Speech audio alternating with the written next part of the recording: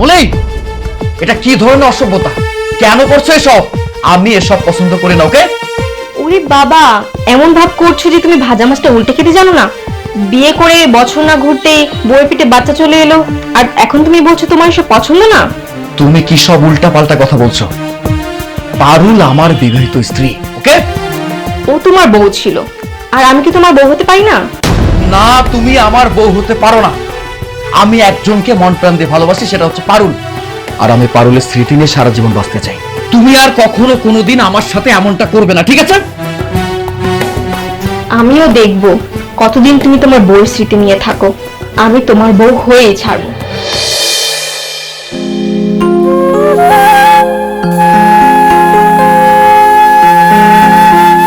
আল্লাহ, আমার কপালে কেন এমন হইল? আমিও তো চাইলাম স্বামী সন্তান নিয়ে এক লোকে সুখী সংসার করব, কিন্তু আমার কপালে কেন এমন হইল?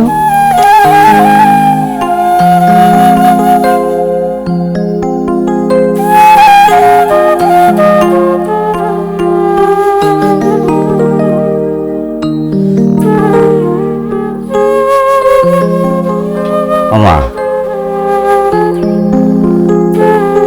মা। হ্যাঁ হ্যাঁ বাবা, কিছু কইবা? মারে, তুই তো আমার বুকের ধন রে মা। এই নদীর তীরে আমি আমার এক মাইয়া হারাইছি, আবার সেই নদী তোরে আমার বুকে ফিরাই দিছে। সত্যি উপরালার কি লীলা।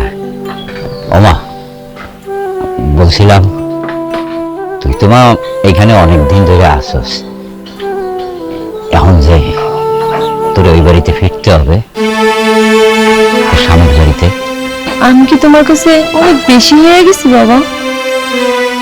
আমি ওই বাড়িতে আর ফিরে যাবো না।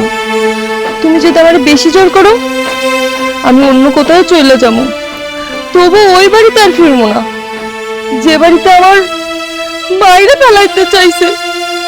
এই বাড়িতে আমি আর ফিরে যাবো না বাবা, আমি আর ফিরে যাবো না। না না না মা, তোরে তো ওই বাড়িতে যাইতেই হবে।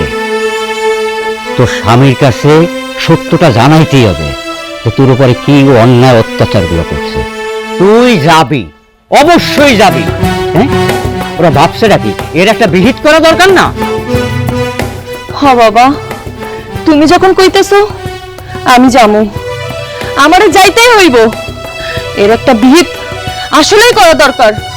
চলো বাবা, আমি যাবো, চলো আমরা এখনই যাবো।